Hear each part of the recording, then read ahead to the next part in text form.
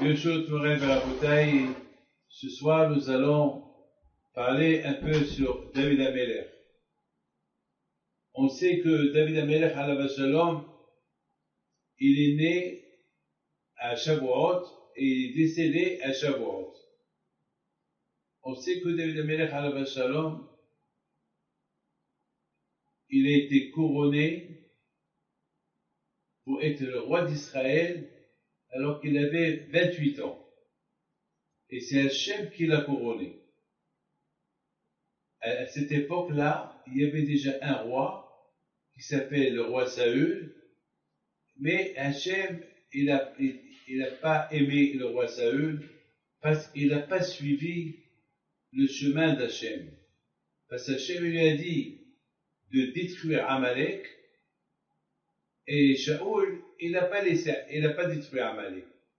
Il a détruit ce qu'il n'avait pas besoin, il a gardé ce qu'il voulait besoin. Et finalement, le prophète Shmuel Navi, il a dit à Shaoul, pourquoi tu as fait ça? Il a dit, parce que j'avais de la peine. Il a dit, quoi, tu as plus de la peine que le bon Dieu? Tu prends la place du bon Dieu?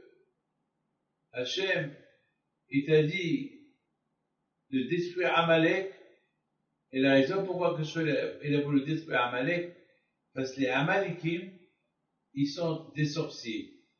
Et c'est la raison pourquoi, quand je vous prie, il a voulu qu'on laisse rien de Amalek pour ne pas que des Amalekim qui vont faire la sorcellerie et qui vont se transformer en vers, en vaches. Et finalement, vous savez que Haman Arachar, il était issu d'une vache. Une vache. Parce que le roi de Amalek, il a transformé sa femme, qui était enceinte, avec la sorcellerie, elle est devenue vache. Alors, Shaoul, il n'a pas tué les vaches, il n'a pas tué les animaux, et cette vache-là, elle s'est sauvée, elle est redevenue normale comme qu'elle était avant, et Haman est sorti d'elle. C'est pas ça. Ben, on voit que Hachem, il sait ce qu'il dit. Nous, beaucoup de fois, on croit qu'on est plus intelligent que le bon Dieu. Hachem, il sait ce qu'il fait. Si Hachem, il a dit de détruire Amalek, alors il faut détruire Amalek. C'est tout. Hachem, il sait pourquoi. Et il a ses raisons. Et parce que Hachem, il n'a pas été, parce que Shaoul, le roi Shaoul, il n'a pas écouté Hachem, donc Akash Baruch Hu, il a choisi David HaMelech comme roi. Mais maintenant, c'était officieusement. Personne ne savait que David HaMelech était roi. Pourquoi? Parce que déjà, il y avait le roi Shaoul. Il ne peut pas avoir deux rois à la fois. Mais déjà, le roi était prêt. C'est que 2 ans plus tard, quelques années plus tard, le roi Shaoul, il est mort, et les Juifs, ils ont couronné David HaMelech. Et maintenant, David HaMelech alav shalom, ce qui est extraordinaire avec lui, c'est que, maintenant, personne ne sait que Hachem, il a choisi le roi David. Personne ne sait. Maintenant, comment David, il va se faire connaître dans le monde? Vous savez, un homme, il devient un homme pauvre. Personne ne fait cas de lui. Mais lorsqu'il est riche, tout le monde fait cas de lui. Vous savez, les gens, ils deviennent fameux. Il y a toujours un événement qui fait qu'un être humain, il devient fameux. Comme par exemple, il y a un qui a sauvé la vie du roi du Maroc. Lorsqu'il y avait un coup d'État de Kinitra, il y avait un coup d'État, il y avait le pilote, parce que le roi du Maroc, Moulay Hassan, que Dieu repose en paix, il était dans l'avion. Et lorsque les ennemis, ils ont voulu faire abattre l'avion. Et grâce à Dieu, miraculeusement, l'avion n'est pas tombé. Il a été touché par un missile, mais il n'est pas tombé. Il y avait un grand miracle. Il paraît que l'avion, il a survolé la tombe de Rabbi Amra ben Diwan. C'est extraordinaire, hein? Et le roi du Maroc, grâce à Dieu, il a survécu deux coups d'État, il a survécu. Le coup d'État de Skirat et le coup d'État de Kinitra. Et il s'est passé quelque chose de magnifique, que le pilote, il a gardé son sang froid, même que l'avion, il a été touché, malgré tout, il a réussi à atterrir à l'aéroport de Kinitra. Il n'était pas connu, mais avec ce qu'il a fait, il est devenu connu. Il est devenu, le roi, il l'a nommé, il a donné un titre de chef d'État, le chef d'État-major, je sais pas, il lui a donné. Vous savez, il y a toujours quelque chose qui fait pour faire connaître la personne. Avec tant comment Hachem, il va faire connaître David Ameller. Comment? Alors Hachem, il a fait que les Philistines, ils sont venus faire la guerre contre le roi Shaoul. Et voilà Goliath qui sort. Et Goliath qui dit à David Ameller, Goliath qui dit au roi Shaoul de loin, pourquoi voulez-vous qu'on fasse la guerre? Un de nous va perdre, un de nous va gagner.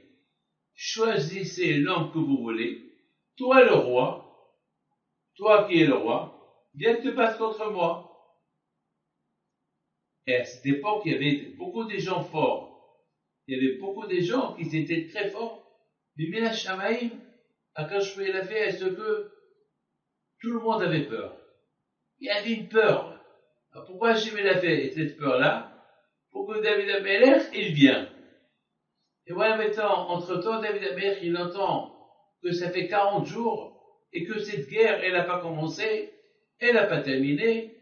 Il a entendu qu'il y a un géant qui s'appelle Goliath, que chaque jour il vient, il insulte le bon Dieu, il va humilier les Juifs, et puis David Ameller il vient. Et lorsque David Ameller il est venu, il dit à tout le monde qu'est-ce qui se passe. Et au même moment, il y a un monsieur qui prend le micro d'avant, et il dit, cher monsieur, celui qui est capable d'abattre ce Goliath, le roi Shaoul lui donnera sa fille. Il deviendra prince. Le roi Shaoul, il va le nommer le chef d'état-major, etc. David Ameller, il entend tout ça. Il a dit, ah bon? Alors David Ameller, il a dit, mais moi, je m'en fous de tout ça. Moi, je vais aller faire la guerre contre Goliath. Parce que Goliath, il insulte le bon Dieu. Comment? Ça fait 40 jours, personne n'est capable d'arracher la tête de ce monsieur-là. Alors, ils sont partis chez le roi Shaoul. Ils ont dit au roi Shaoul, il y a David, le fils Aïchaï. Et Ishaï était très connu, il était un grand tzaddik. On dit que Ishaï, jamais il a fauté dans sa vie. Jamais il a fauté dans sa vie. Et on dit que Ishaï, il ne devait pas mourir. Il devait rester vivant toute sa vie. Et s'il est mort, parce que c'est Hachem qui a voulu qu'il meure. Mais Ishaï, il ne devait pas mourir. Il y a quelques tzaddikim que le Malacham avait, il ne peut pas les toucher, mais parce que il y a eu la gizera de la mort, alors voilà. Alors Ishaï, il est mort. Mais écoutez bien.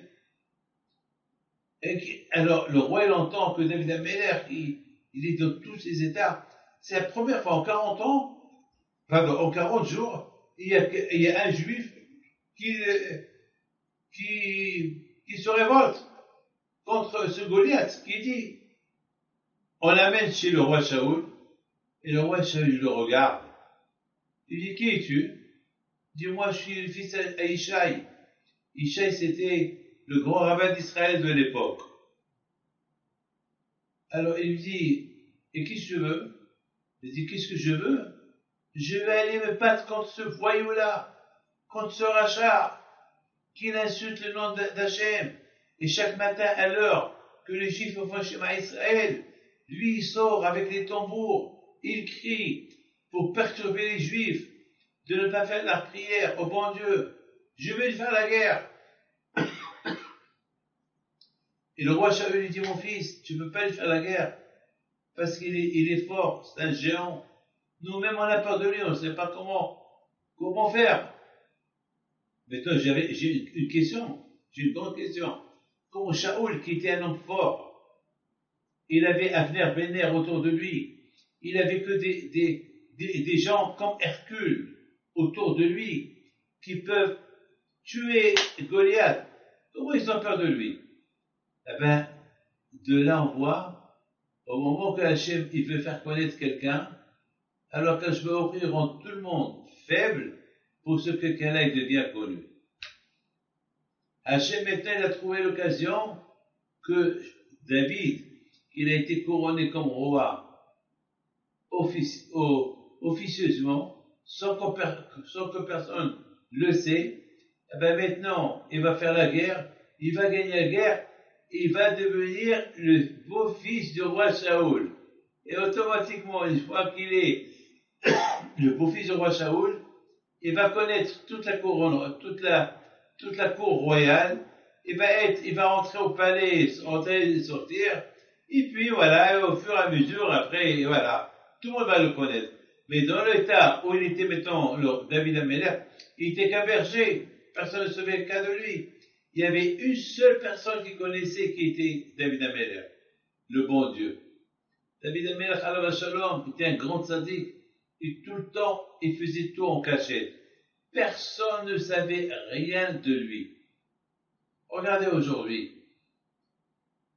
On parle d'Abraham, Yitzhak, Yaakov, Moshe, et celui qu'on parle le plus, c'est David Améler. Qui dit David Améler, c'est Mashiach. Vous vous rendez compte? David Améler, tellement qu'il voulait être effacé, il voulait être caché.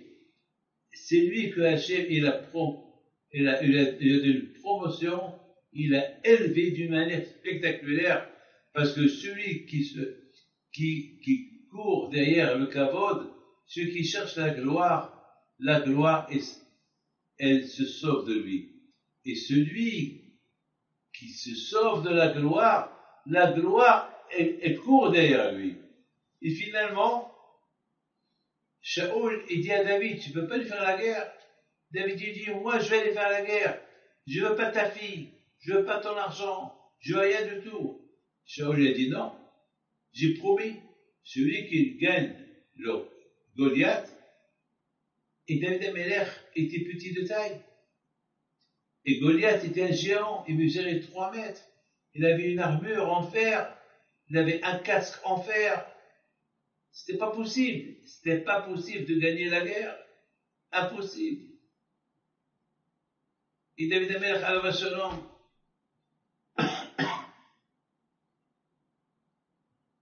il ramasse 5 petites pierres.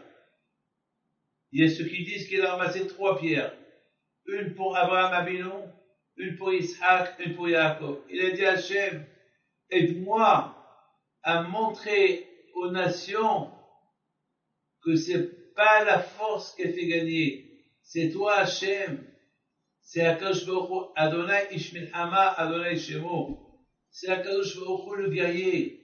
Nous, on n'est rien du tout. Hachem, montre qui tu es. Moi, je sais rien par rapport à lui. Lui, c'est un géant, il fait 4, 5, 6 fois plus que moi. Il avait une armure en fer. Il avait une épée qui pesait au moins 500 kilos. 500 kilos l'épée de Goliath. Une épée très longue. Il était fort, Goliath, avec, avec un vêtement en fer. Comment tu vas le tuer? Et alors, il avance vers Goliath. Et Goliath, il s'énerve. Il dit, quoi? Tu veux te moquer de moi? Toi, tu veux te moquer de moi? Et là, il a commencé à l'insulter. Il les insulte. Il a commencé à insulter Akadosh Baruch Hu. David Amelech, il n'a pas pu supporter tout cela. Il lui a dit, toi, tu viens avec ton épée. Toi, tu vas avec ton armure. Mais moi, je viens au nom d'Hachem. Il prend une pierre. Il jette la pierre. Il vise le front avec toutes ses forces. Mais étant donné qu'il portait le casque, la pierre, elle n'a pas percé le casque. Et la pierre, le Midrash, il dit que la pierre, elle a parlé au casque. Il a dit au casque, coupe-toi pour que je pénètre à l'intérieur de celui-là qui est en train d'insulter le bon Dieu. Et le casque, le fer, il répond, non, le bon Dieu m'a créé pour que je suis solide. Alors, la pierre, elle lui dit, faire. Jusqu'à maintenant, on fait la Brit Mila avec les pierres. À l'époque, on faisait la Brit Mila avec les pierres. À partir de maintenant, si tu te casses, si tu t'élargis, et que moi je rentre à l'intérieur, à partir de maintenant, les Juifs, ils vont commencer à faire la Brit Mila avec le fer. Et dès que le fer a entendu ça, il s'est ouvert. La pierre, elle a pénétré. Toute cette discussion, on a un laps de quelques secondes. Tout ça en quelques secondes. Maintenant, il s'est passé que Goliath, il tombe. Parce que la pierre, elle est rentrée dans son front. Elle a percé le front. Elle a percé, elle est rentrée d'un endroit, ils sont de l'autre côté. Le crâne, il a été, Goliath, il tombe. Maintenant, il y avait un pacte entre Pélichtim et les Juifs. Que celui qui gagne, il faut qu'il coupe la tête. Mais David Amelech, il ne sait pas comment couper la tête. Parce que Goliath, il avait un masque, un casque en fer, et le casque en fer, il était fermé avec ses pieds, avec un cadenas. Il n'y a pas de clé. Comment il va faire? Et avec l'épée, tu peux pas couper la tête. Tu peux rien faire. Donc, comme s'il a gagné et comme s'il a perdu la guerre. Alors, vous savez qu'à l'époque, il y avait, comment ça s'appelle, chaque guerrier qui devait affronter un autre guerrier, un duel, chacun il avait un qu'on appelait Nosekilim, un qui tenait les armes, que personne n'avait le droit de tuer. Lui, par exemple, toi et moi, on va se battre. Moi, j'ai mon homme qui tient les armes que j'ai besoin, et toi, tu as un homme qui tient tes armes. Et comme ça, je décide quelle arme je vais utiliser pour me battre contre l'adverse. Alors, David Amelech, il dit au Nosekilim, au monsieur là, il s'appelait Uriah Ahiti. Qui s'appelle Uriah Ahiti. Il lui dit, donne-moi les clés, pas où je peux ouvrir. Uriah Ahiti, pourquoi on l'appelle Hiti? Parce qu'il n'était pas juif. Il avait un nom juif, mais il s'appelle Hiti. Hiti, c'était parmi les 7 nations de Canaan. Émoré, Yébouchi, Hiti, Gigashi. Il y a les 7 nations de la terre de Canaan, et parmi les 7 nations, il y a le Hiti. Et lui, alors, les Hittites, ils n'étaient pas reconnus comme des Juifs. Mais, ils sont restés en Israël, donc ils étaient ils sont restés en Israël, mais ils étaient ni juifs ni rien. Et lui, il habitait à Pélishtim. Il s'appelait Oria. Et David Amelech lui dit, donne-moi la clé. Il lui dit, je te donne la clé à la condition que tu me donnes une fille juive. Que je me marie avec une fille juive.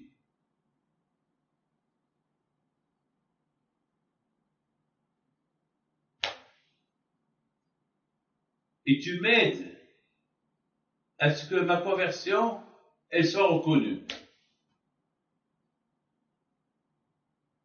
Parce qu'à l'époque, il y a ceux qui ont accepté la conversion des gens du peuple de Hittim, il y a ceux qui n'ont pas accepté la conversion des gens de Hittim. Il y avait le mahloket. D'accord? Alors, voilà, c'était ça la mahloket. Alors, David Amelech, il a juré. Il dit, je te jure que je t'aide à devenir juif et je vais t'aider à te donner une fille juive. Maintenant, Hachem, à ce moment-là, Hachem, il s'est énervé. Il a dit, David, comment tu te permets à donner une fille juive à un goy?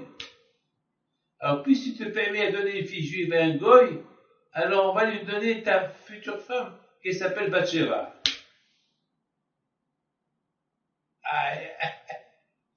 On va lui donner ta future femme qui s'appelle Bathsheba. Écoutez-moi. Alors, Uriah Hitti, il donne la clé à David Amelech. C'est là que David Amelech, il ouvre, il détache le casque de l'armure et il coupe la tête à Goliath. Il lève la tête, il la montre à tout le monde. Et c'est ça qui a fait de David Amelech le roi David. Il a gagné la guerre. Il s'est rapproché du roi Shaoul. Il a marié sa fille. Et quelques temps plus tard, bien sûr, il a pris la place du roi Shaoul. Shaoul, il est mort dans une guerre contre Philistine, et c'est David qui a pris sa place.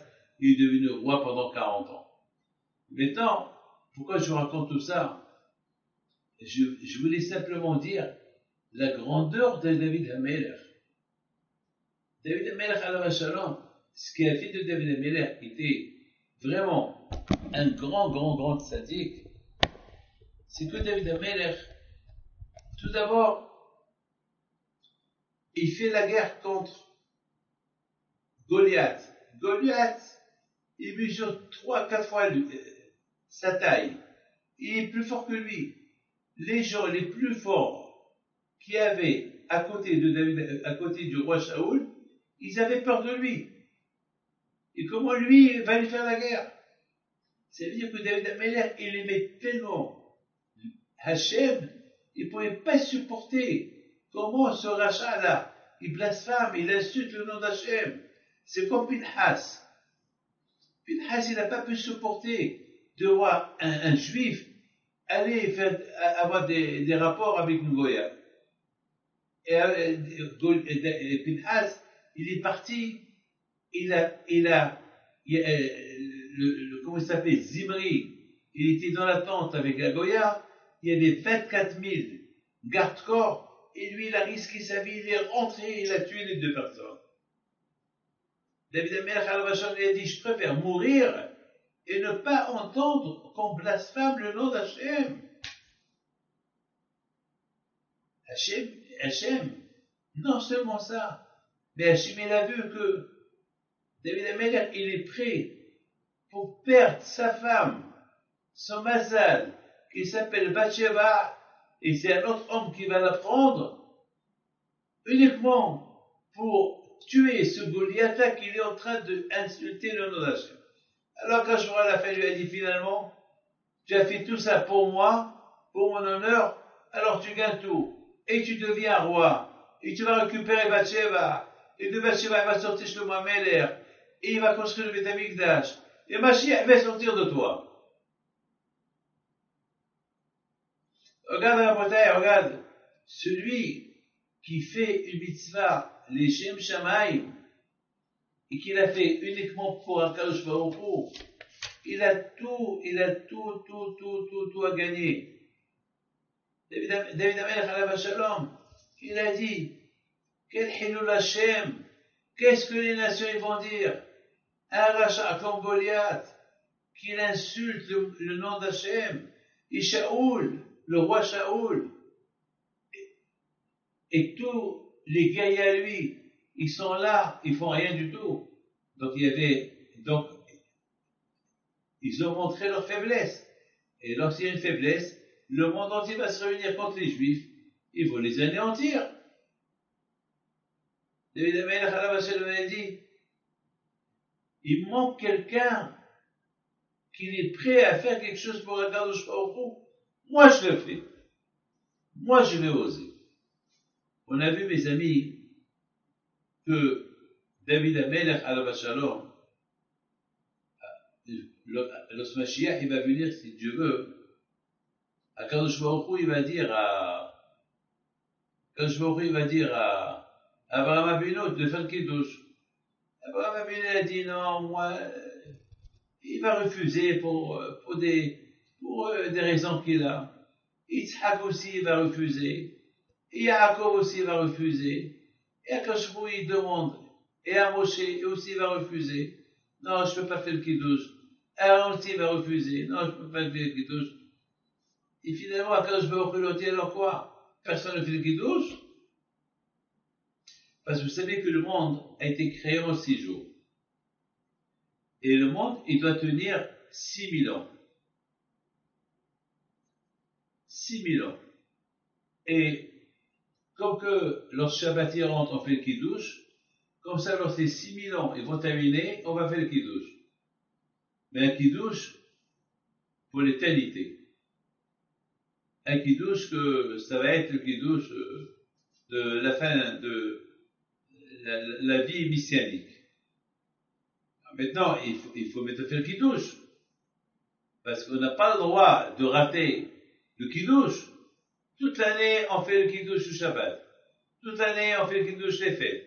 Et maintenant, le kiddush de Mashiach, le kiddush de Akadosh Baruch Hu, personne ne le fait.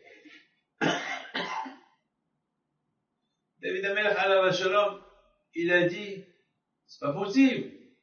Alors, il a dit, oui, Abraham, il n'a pas voulu le faire parce qu'il croit qu'il a fauté. Yitzhak, il voulait pas le faire parce qu'il croit qu'il a fauté. Yaakov aussi, il n'a pas le fait parce qu'il a marié 2 sœurs. Et la Torah, elle va interdire 2 sœurs.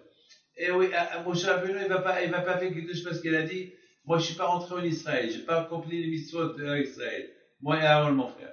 Alors, David Amelech, il dit, alors quoi? Personne ne fait rien? Il y a un proverbe qui dit, Bimkom she'en ish, ishtadel liot ish. Lorsque il n'y a pas un homme capable de faire quelque chose de bien, alors attends de la faire. David Amelech a dit non, c'est pas possible. 2 fois dans sa vie, David Amelech a fait ça. Lorsque tous les gens forts, ils n'ont pas voulu faire la guerre contre Goliath, lui a dit c'est pas possible. Personne ne fait la guerre contre Goliath. Ils sont en train de montrer une faiblesse vis-à-vis du monde entier. Personne ne fait la guerre contre Goliath, alors que Goliath, il insulte le nom de Dieu devant tout le monde. C'est pas possible.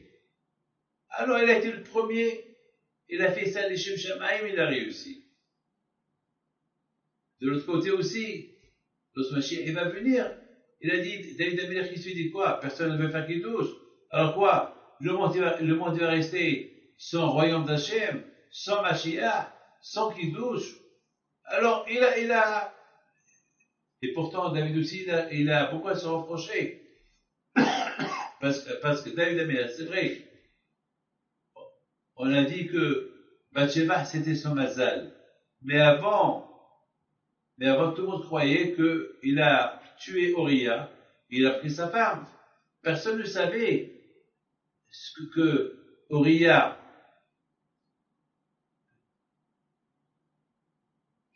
il a fait jurer David pour qu'il lui donne une femme. Et David Amelech, il a juré qu'il lui donne une juive. Et Akadosh Baruch Hu, il l'a puni. Il a dit que si c'est comme ça, alors c'est lui qui va le marier. Mais Akadosh Baruch Hu, il a fait d'une manière Il s'est uniquement marié avec elle, mais elle, jamais elle a touché Uriah, et Uriah jamais il l'a touché. Parce que Bathsheba, il a dit à Uriah,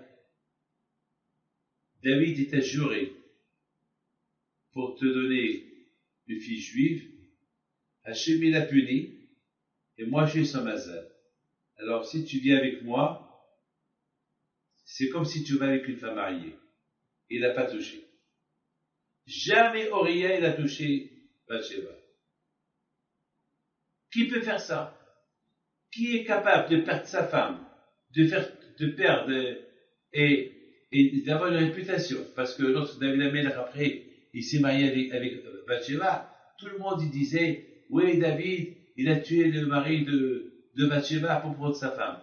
Et de la médisance, beaucoup de médisance sur lui.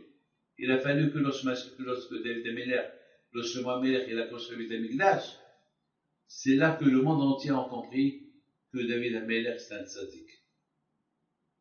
Lorsque Shlomo Amelech il a voulu inaugurer le Beth Amikdash, il s'est passé quelque chose.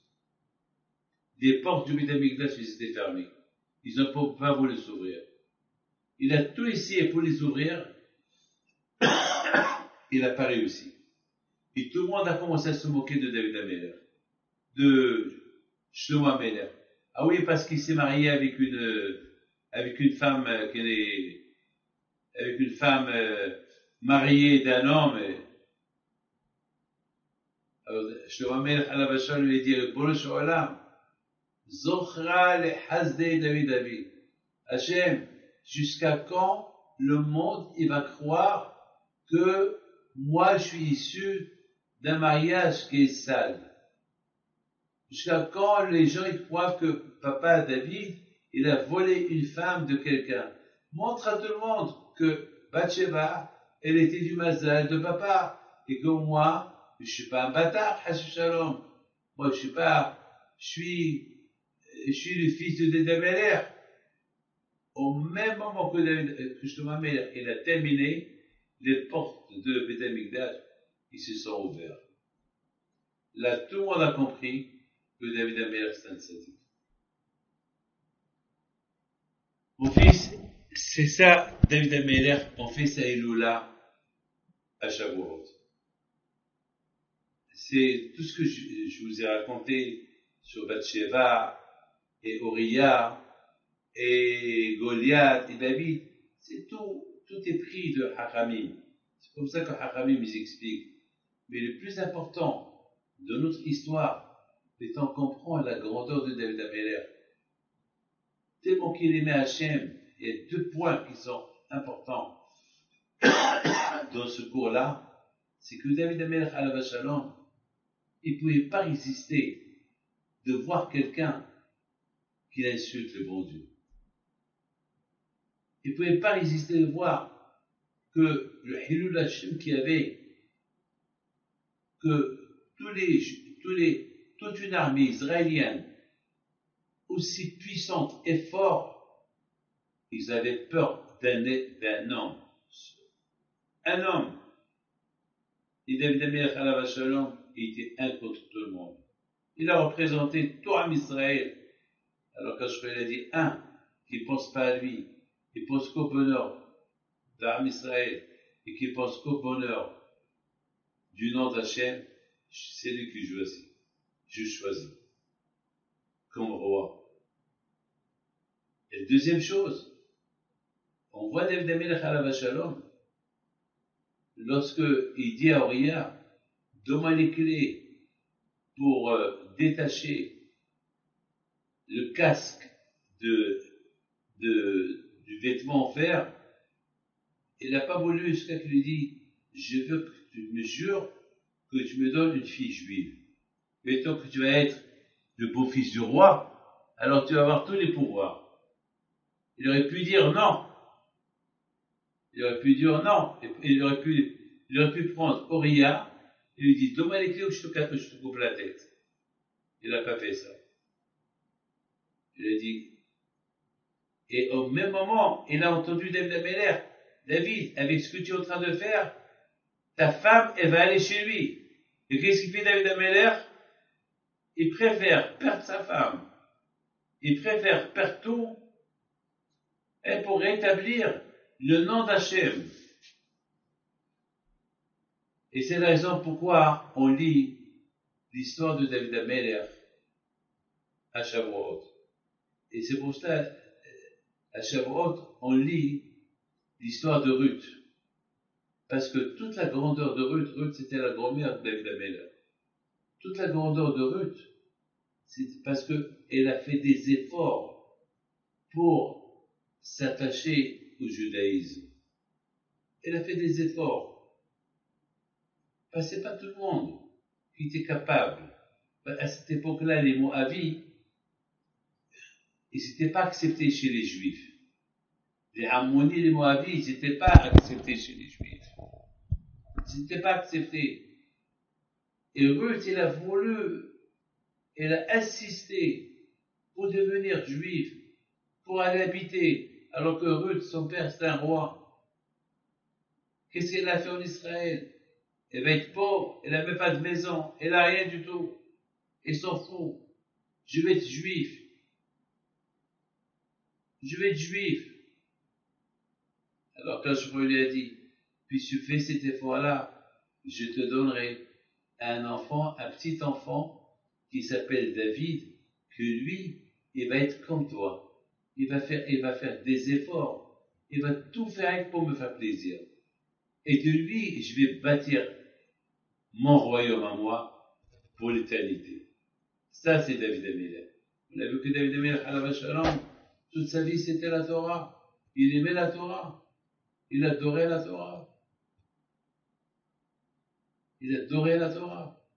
Ma ahavti toratecha. Kolay b'sihati.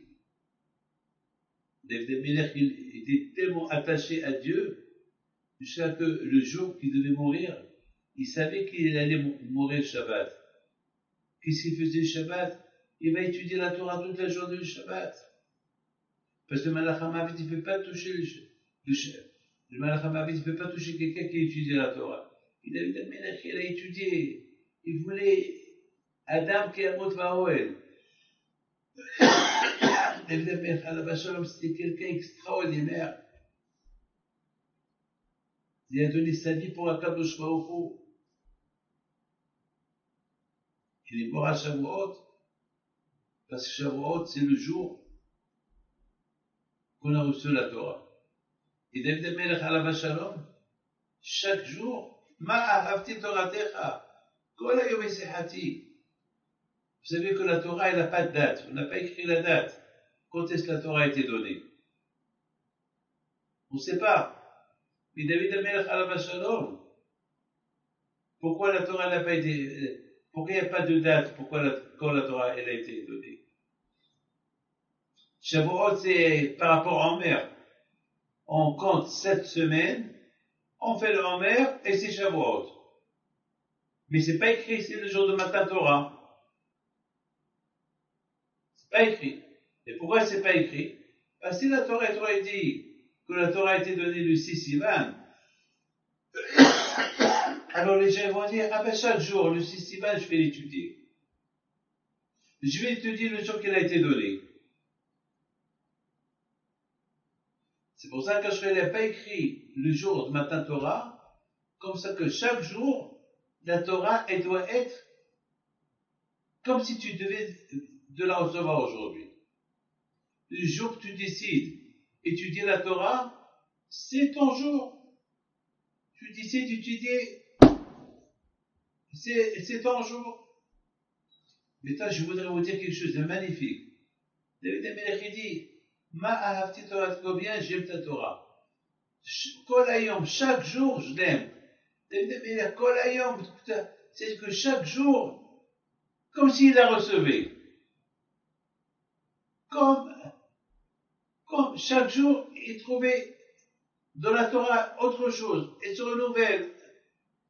C'est la raison pour laquelle il a fait, symboliquement, que David Ameller, il est mort le jour de Shavuot.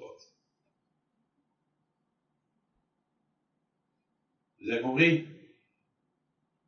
Et alors, j'ai vu, je termine avec une très belle histoire.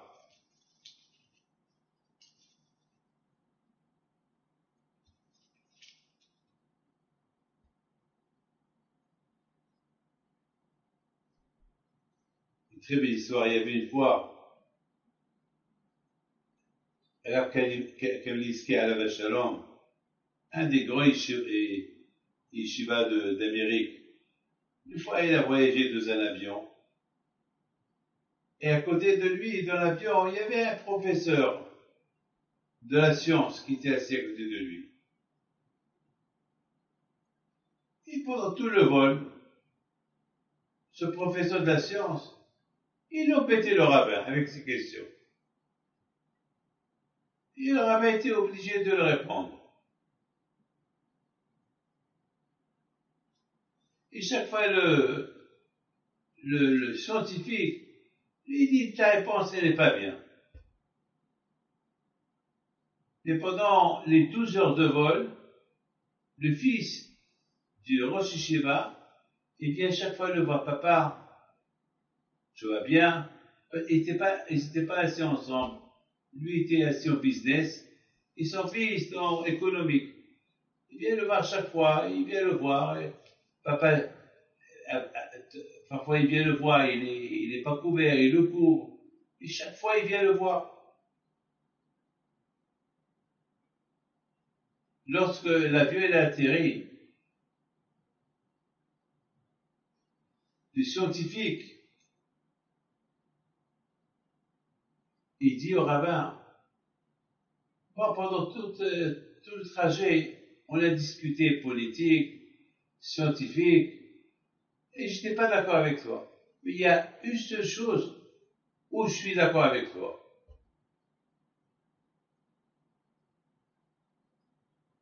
Le kavod et l'honneur que ton fils il t'a fait pendant tout le vol.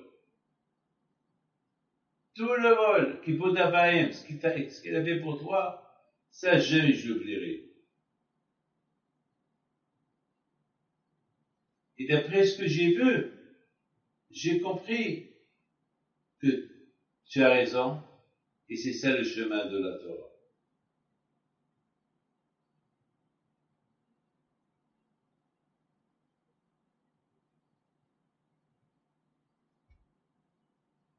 Il lui dit, monsieur le rabbin, combien de fois je parle avec mes enfants, ils me répondent pas, papa, tu es fou, allez papa, tais-toi. Donc finalement, la Torah, c'est, tu fais kavod à tes parents. Et celui qui fait kavod à ses parents, il sait comment faire kavod à Akadosh Baruch. Si moi, je dois respecter mon père et ma mère, alors la plus faute dans les ans, Akadosh Baruch qui a créé mon père et ma mère, combien je respecter. Et tout ça, pourquoi je te raconte?